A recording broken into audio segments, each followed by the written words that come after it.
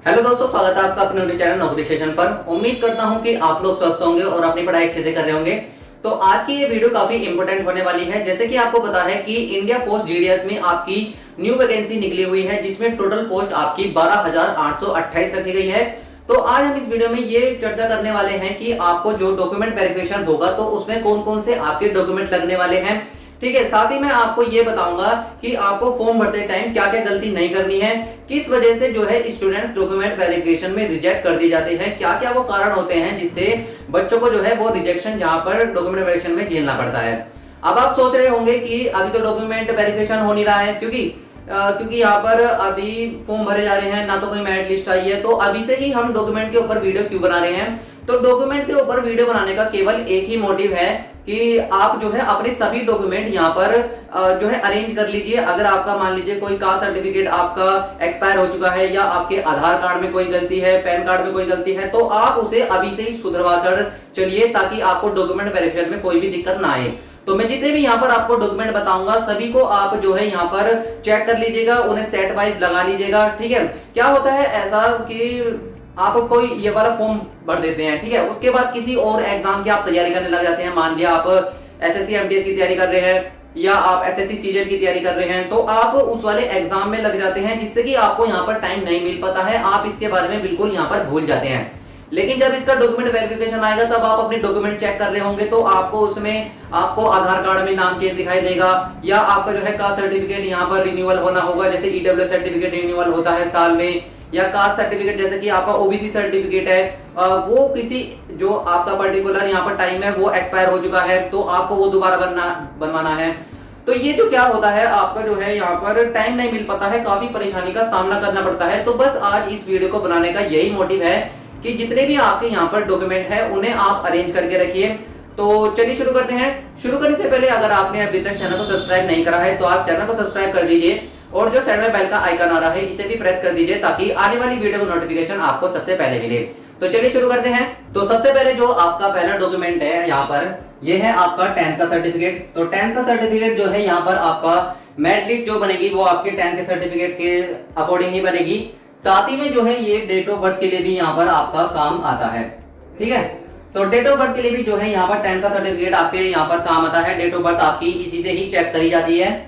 Next document की बात करते हैं, तो नेक्स्ट जो डॉक्यूमेंट है हमारा कास्ट सर्टिफिकेट है। ठीक है, अगर आप कोई से भी कास्ट से यहाँ पर बिलोंग करते हैं, ओबीसी, एससी, एसटी, ईडब्ल्यूएस, तो आपके पास जो है यहाँ पर सेंट्रल का कास्ट सर्टिफिकेट होना चाहिए। ठीक है, कुछ स्टेट में क्या होता है कि जो ईडब्ल्यूएस सर्टिफिकेट बनता है वो सेंट्रल और स्टेट दोनों का एक ही बनता है।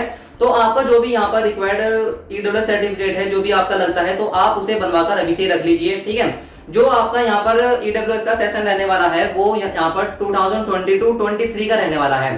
तो आप ये चीज ध्यान पूर्वक रखिएगा कि जो आपका सेशन लिखा होना चाहिए उस पर वो 2022-23 का यहाँ पर होना चाहिए। ठीक है, तो ये तो हो गया हमारे पास कास्ट सर्टिफिकेट की बात। इसके बाद आपको जो अगला सर्टिफिकेट है ये है पीडब्ल्यूडी सर्टिफिकेट।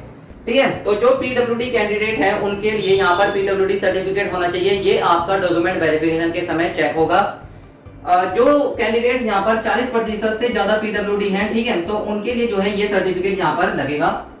इसके बाद जो आपका अगला सर्टिफिकेट है ये है आपका मेडिकल सर्टिफिकेट। मेडिकल सर्टिफिकेट को आप अपने किसी भी जिले के सीएमओ से बनवा सकते हैं, चीफ मेडिकल ऑफिसर से आप जो है यहाँ पर बनवा सकते हैं। जो जहां पर भी आपका सरकारी अस्पताल होगा तो वहां पर आपके सीएमओ बैठे रहते हैं, तो वो जो आपका मेडिकल सर्टिफिकेट आपको बनाकर दे देंगे। ठीक है, तो वो आपको यहाँ पर मेडिकल सर्टिफिकेट ये आप बाद में भी बनवा सकते हैं। ठीक है, अभी इसकी इतनी जरूरत नहीं है, ये हैंड टू हैंड भी यहाँ पर बन जाता है।